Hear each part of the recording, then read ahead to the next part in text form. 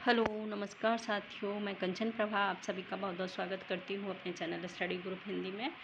तो जैसा कि मैं प्रश्नोत्तरी श्रृंखला व्याख्यात्मक प्रश्नों की चला रही थी, तो आज मैंने थोड़ा सा चेंज किया है। आप लोगों के थोड़े से कमेंट आ रहे थे मेरे पास, और तो उसी के अकॉर्डिंग हमने थोड़ा सा चेंज किया है इसमें। अब मैं सारे टॉपिक वाइज जो भी प्रश्न करवाऊँगी वो सारे टॉपिक वाइज करवाऊँगी। और अगर इसमें किसी को डाउट होता है तो प्लीज़ एक बार हमको कमेंट करके ज़रूर बताएं। और साथ ही ये भी ज़रूर बताएं कि जो टॉपिक वाइज प्रश्न उत्तर हम करवा रहे हैं तो आपको वो कैसे लग रहे हैं, और इनमें क्या क्या इम्प्रूव कर सकते हैं।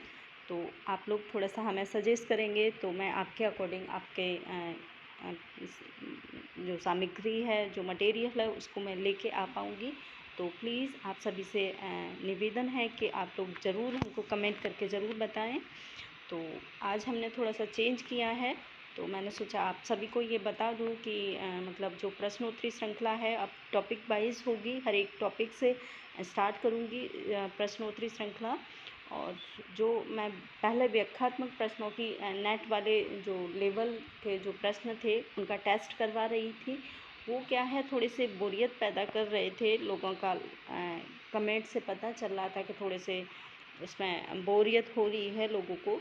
तो इसीलिए मैंने इनको जो टॉपिक दिए हैं वो अब टॉपिक वाइज स्टार्ट करना चाह रही हूँ।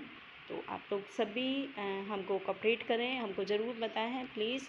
और जिन लोगों ने हमारे चैनल को सब्सक्राइब नहीं किया है तो चैनल को सब्सक्राइब कर लें, और वीडियो अच्छा लगे तो प्लीज़ हमको कमेंट करें और वीडियो लाइक करें। तो थैंक यू। आगे चलते हैं। तो पहला क्वेश्चन है हमारा स्टार्टिंग। पहला टॉपिक जो हमारा है हिंदी साहित्य का इतिहास, सबसे पहला टॉपिक है हमारे हिंदी साहित्य में। तो उसी टॉपिक से हमने स्टार्ट किया है। इसके साथ ही मैं व्याकरण का भी करवाऊँगी, साथ में व्याकरण भी साथ में लेके चलूँगी। तो इसमें साहित्य जो पहला स्टार्ट होता है पहले टॉपिक से, तो वो हिंदी साहित्य का इतिहास है। यहीं से आज मैं इसको स्टार्ट कर रही हूँ। तो चलिए पहला क्वेश्चन देखती हूँ क्या है। पहला क्वेश्चन है हिंदी साहित्य के इतिहास लेखन की परंपरा का सूत्रपात किसने किया था। तो ये हमको बताना है कि हिंदी साहित्य की जो लेखन परंपरा थी वो सबसे पहले किसने स्टार्ट किया था। तो ग्रेशन ने, गारसा दत्तासी ने, रामचंद्र शुक्ल ने, या फिर मिश्र बंधुओं ने। तो इसका आंसर हो जाएगा बी, गारसा दत्तासी ने जो इसकी स्टार्ट किया था। इसको हिंदी साहित्य के इतिहास लिखने का जो सूत्रपात है, जो स्टार्टिंग है, वो इन्हीं ने की थी। हिंदी साहित्य के इतिहास लेखन की परंपरा का सूत्रपात गारसा दत्तासी ने किया था। इन्होंने फ्रेंच भाषा में, ये याद रख लें थोड़ा सा, इनके जो बीच बीच के जो इम्पोर्टेंट पार्ट होते हैं, इम्पोर्टेंट चीज़ होती है, उनको आप सभी लोग तो लिखते चलें साथ में। फ्रेंच भाषा में किया था, और इन्होंने जो साहित्य लिखा था उस साहित्य का नाम था स्त्रवा ददला लितरेत एंदुई ए हिंदुस्तानी। जो इनकी पुस्तक थी वो ये थी, स्त्रवा ददला लितरेत एंदुई ए हिंदुस्तान ग्रंथ लिखा था इन्होंने। दोबारा मैंने इसलिए बताया है कि जो लोगों को ठीक से समझ नहीं आया हो वो एक बार से फिर से समझ लें। इसमें हिंदी और उर्दू के अनेक कवियों का विवरण विक्रमा वर्ड के अनुसार किया गया था, वर्ड क्रमानुसार दिया था। इनका प्रथम भाग 1939 में और द्वितीय भाग 1947 में प्रकाशित हुआ था। इनके दो भाग किए थे इन्होंने। अपनी जो हिंदी साहित्य का इतिहास लिखा था उसके दो भाग किए थे। इस पहला भाग 1939 में प्रकाशित हुआ था, और दूसरा भाग 1939 में नहीं, 1839 ईस्वी में। इसके लिए मैं माफ़ी चाहती हूँ आपसे। 1839 में। इसके साथ ही दूसरा जो पार्ट स्टार्ट किया था, दूसरा जो भाग प्रकाशित हुआ था, वो था 1847 में।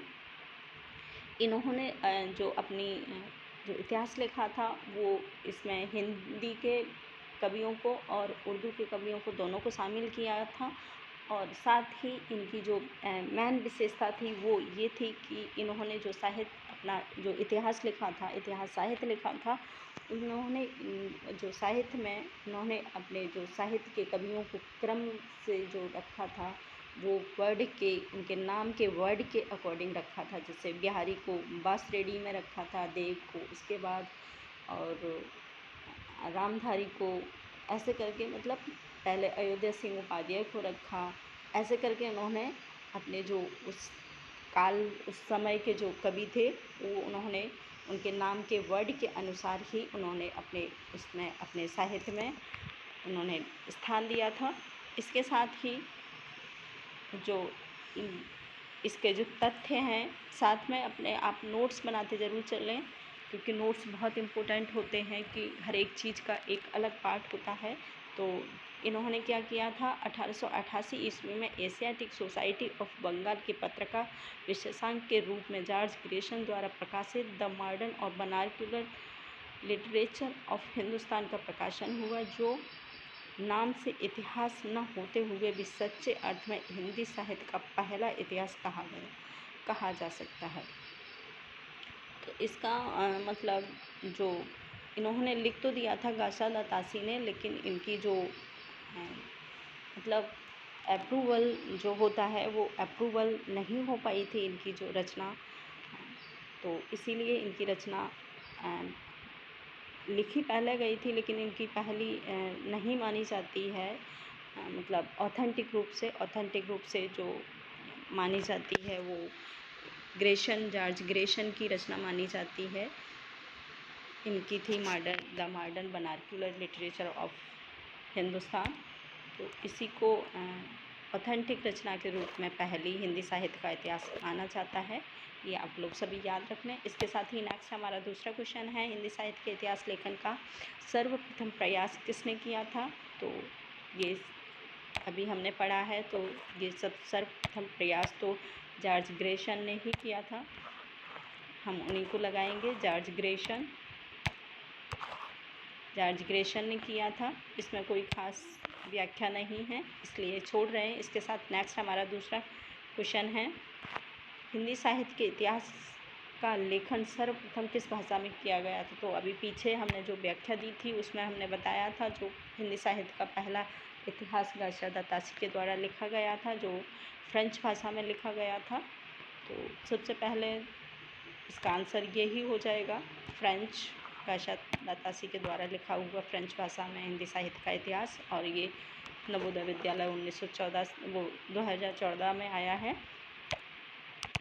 इसके साथ ही नेक्स्ट हमारा दूसरा क्वेश्चन है, हिंदी साहित्य का इतिहास लिखने वाले प्रथम कवि का नाम हमें बताना है। तो ये क्वेश्चन दोबारा से रिपीट है, गाशा दत्तासी। इसके साथ ही नेक्स्ट हमारा दूसरा क्वेश्चन है, और आप लोग आंसर देके हमें कमेंट ज़रूर करते जाया करें।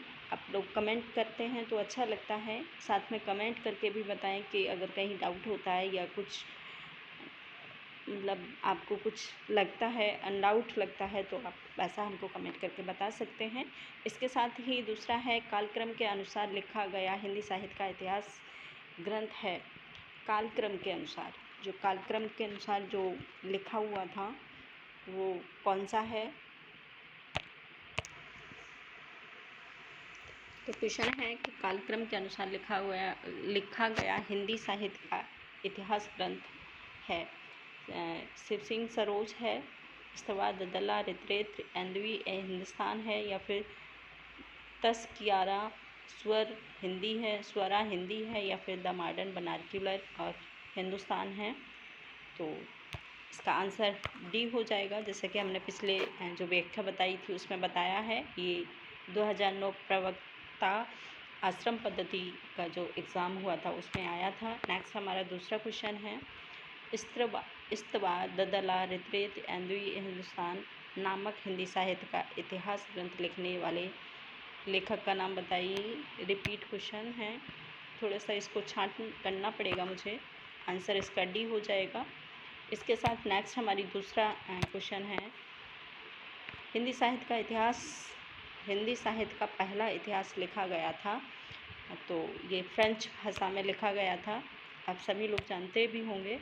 इसके साथ नेक्स्ट हमारा दूसरा क्वेश्चन है, हिंदी का प्रथम व्याकरण लिखने वाले विद्वान हैं। हिंदी का जो ये बहुत इम्पोर्टेंट क्वेश्चन है, कि पिछले टीजीटी 2021 में जो पेपर हुआ था टीजीटी का, उसमें आया था कि हिंदी का प्रथम व्याकरण लिखने वाले विद्वान हैं तो जोएसा कैटलर को माना जाता है। हिंदी का जो प्रथम व्याकरण लिखा था वो जोएसा कैटलर ने लिखा था। एक बार इसकी व्याख्या देख लेते हैं। व्याख्या है, हिंदी का प्रथम व्याकरण लिखने वाले विद्वान जोहन जोसुआ कैटलर डच पुर्तगाल ईस्ट इंडिया कंपनी के राजदूत बनकर भारत में आए थे। ये ईस्ट इंडिया, जब हमारे देश में ईस्ट इंडिया कंपनी का प्रचलन था तब वो ईस्ट इंडिया की तरफ से भारत में आए थे एक राजदूत के रूप में। उन्होंने अपने देशवासियों को भारत में व्यवसाय की सुविधा की दृष्टि से हिंदी का सामान्य ज्ञान कराने के लिए व्याकरण की पुस्तक हिंदी ग्रामर लिखी थी। उन्होंने अपने मतलब एक व्यवसाय के रूप में को अपने व्यवसाय को बढ़ाने के लिए व्यवसाय को मतलब उन प्रोत्साहित करने के लिए जो उनके जो वर्कर थे उनको हिंदी का सामान्य ज्ञान देने के लिए उन्होंने हिंदी का जो व्याकरण था वो लिखा था, हिंदी ग्रामर लिखा था, जो 1715 के आसपास में था, लिखा गया था, प्रकाशित हुआ था। इस ग्रामर की रचना डच भाषा में की गई थी।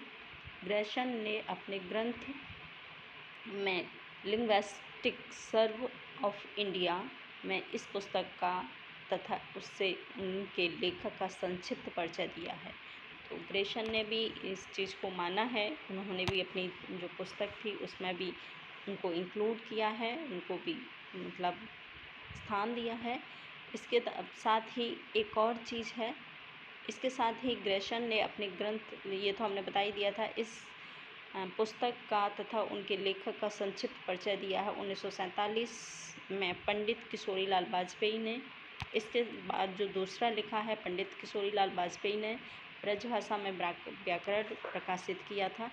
इसी के साथ व्याकरण लेखन में नई चेतना का संचार हुआ। इसके बाद वाजपेयी जी की अच्छी हिंदी का नमूना ब्रजभाषा का प्रथम व्याकरण, हिंदी निरुक्ति और हिंदी शब्दानुशासन आदि प्रकाशित हुए। इसके साथ ही मतलब सबसे पहले जो प्रकाशित हुई थी वो इनका हुआ था जो है कैटलर जी का। इसके बाद किशोरीलाल जी ने ब्रजभाषा में लिखा है, ये याद रखना आप सभी लोग, ब्रजभाषा में लिखा हुआ इनका व्याकरण ग्रंथ है। उसके बाद हिंदी शब्दानुशासन लिखा गया है, हिंदी निरुक्त लिखा गया है। बहुत सारे फिर व्याकरण लिखने की एक परंपरा सी चली और बहुत सारे व्याकरण ग्रंथ लिखे गए। इसके साथ ही नेक्स्ट हमारा दूसरा क्वेश्चन है,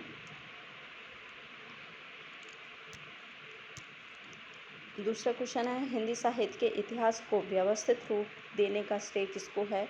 तो जो हिंदी साहित्य राजा दातासी के द्वारा लिखा गया था उसमें कोई व्यवस्थित रूप नहीं था, वो बस लिख दिया था उन्होंने अपने एक चीज़ को काम करने के लिए, लेकिन उनमें व्यवस्थित रूप नहीं था, व्यवस्था नहीं थी। तो इसके साथ ही जो व्यवस्थित लिखा गया था वो जॉर्ज ग्रेशन के द्वारा लिखा गया है।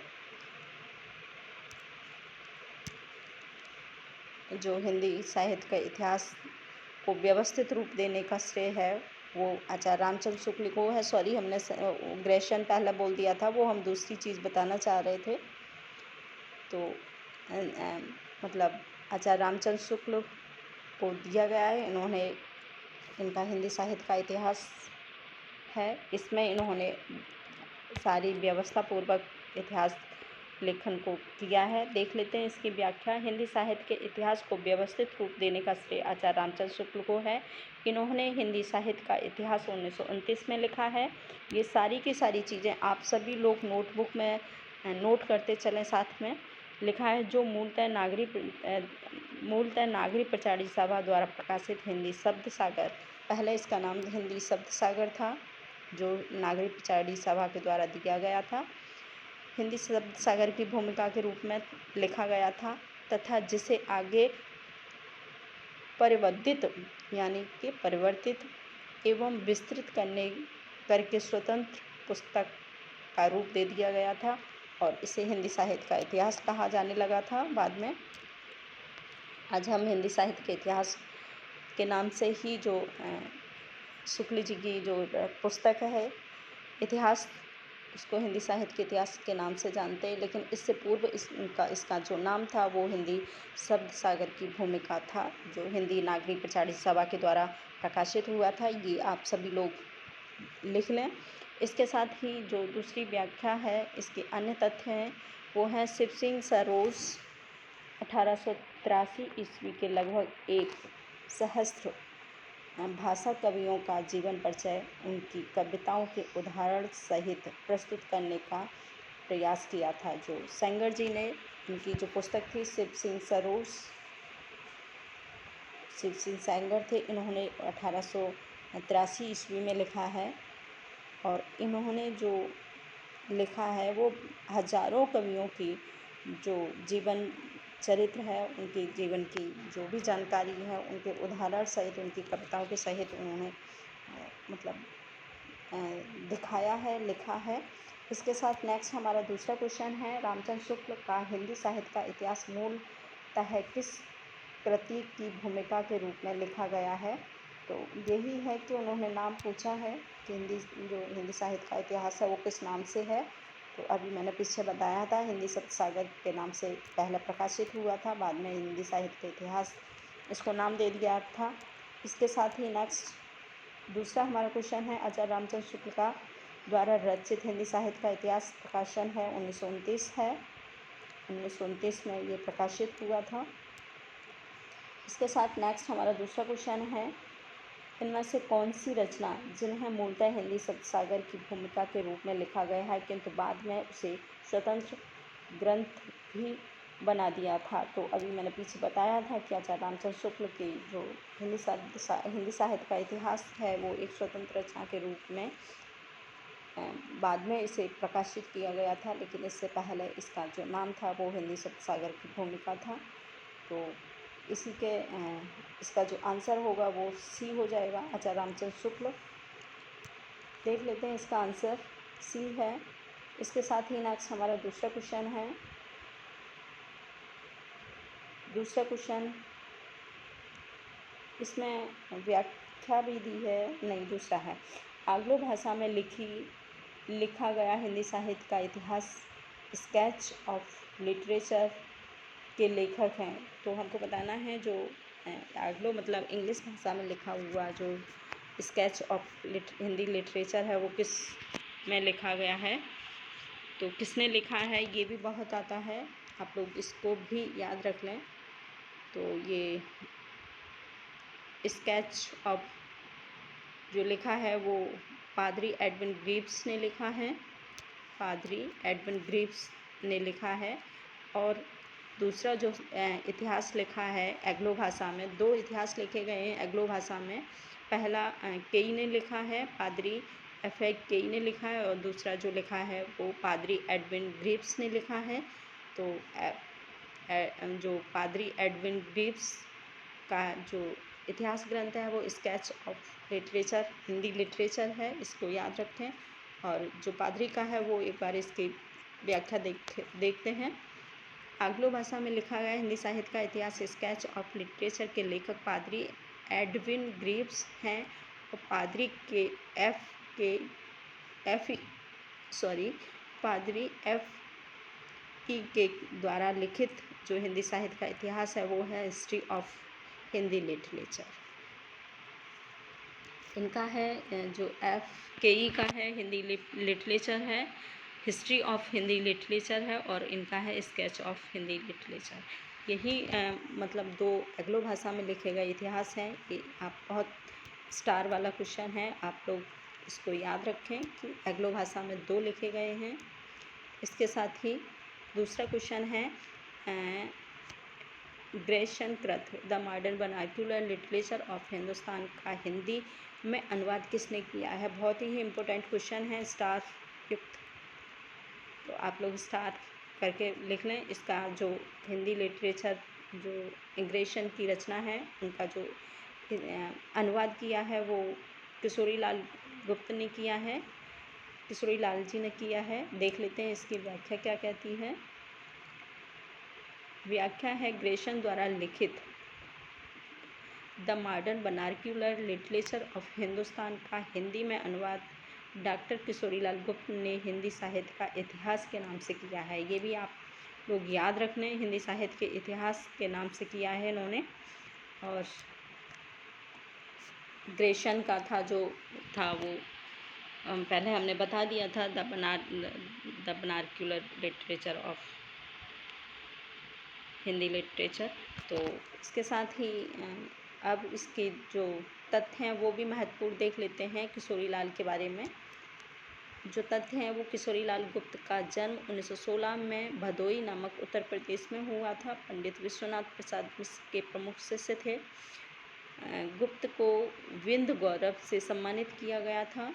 और गुप्त जी की जो हिंदी साहित्य का प्रथम इतिहास हिंदी प्रचारक संस्था वाराणसी से प्रकाशित हुआ था। किशोरीलाल की अंतिम प्रकाशित कृति सूरसागर की टीका 4 खंडों में है। तो इन्होंने साथ ही सूरसागर की टीका और लिखी है किशोरीलाल ने, जो जिसके 4 खंड हैं। और ग्रेशन का जो है हिंदी साहित्य का इतिहास उसका अनुवाद किया है। इसके साथ ही नेक्स्ट हमारा लास्ट क्वेश्चन है, the modern vernacular literature of Hindustan Hindi साहित्य के इतिहास लेखक ग्रंथ के लेखक कौन हैं? तो ये सभी लोग जानते हैं, द ग्रेशन, जॉर्ज ग्रेशन हैं।